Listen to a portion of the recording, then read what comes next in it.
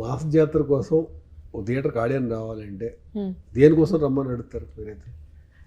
Entertainment అండి, proper commercial entertainment. నా వరకు నేను మాట్లాడాలంటే నాదొక చాలా కొత్త క్యారెక్టర్, విలేజ్ స్లాంగ్ ఒకటి ట్రై చేశాను శ్రీకాకుళం. ఫస్ట్ టైం అండ్ ఇది బహుశా నేను ఇప్పటివరకు చేసిన సినిమా అన్నిట్లో కూడా, లేకపోతే చూసిన సినిమాల్లో కూడా ద మోస్ట్ మాసియెస్ట్ క్యారెక్టర్ ఇది, డైలాగ్స్ వైజ్ కూడా.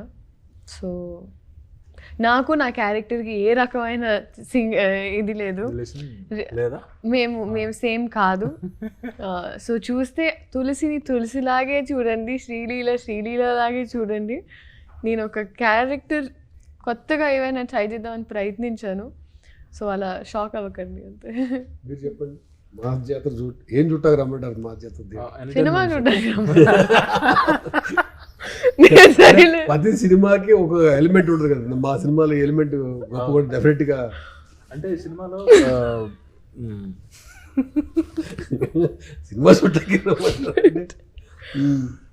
ఈ సినిమాలో ఎంటర్టైన్మెంట్ ఉందండి, at the same time strong characters కూడా ఉన్నాయి. అంటే లీలా గారి క్యారెక్టర్ కానీ, రాజేంద్ర ప్రసాద్ గారి క్యారెక్టర్ కానీ, నవీన్ చంద్ర క్యారెక్టర్ కానీ ప్రాపర్ పే ఆఫ్స్ ఉంటాయి. At the same time sir mass moments, high voltage action.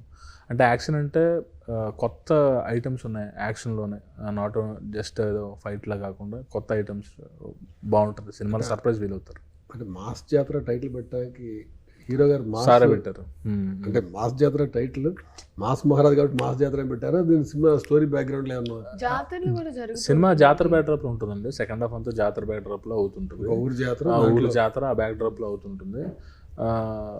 Sir పిలిచి సార్ ఫస్ట్ మాస్ జాతర అని చెప్పారు. అది చెప్పిన తర్వాత ఇంకొంచెం రెస్పాన్సిబిలిటీ ఎక్కువైంది నాకు, ఎందుకంటే ఆ టైటిల్ హై ఇచ్చింది, చాలా హై ఇచ్చింది. సో దానికి సంబంధించిన చిన్న చిన్న హిస్టానిక్ అన్ని సార్కి సంబంధించి, లేదా ఇప్పుడు సాంగ్ ఓలే ఓలే సాంగ్ కానీ ఇలాంటివన్నీ తర్వాత మెల్లిగా చేసాం మాస్ జాతర టైటిల్ పడిన తర్వాత.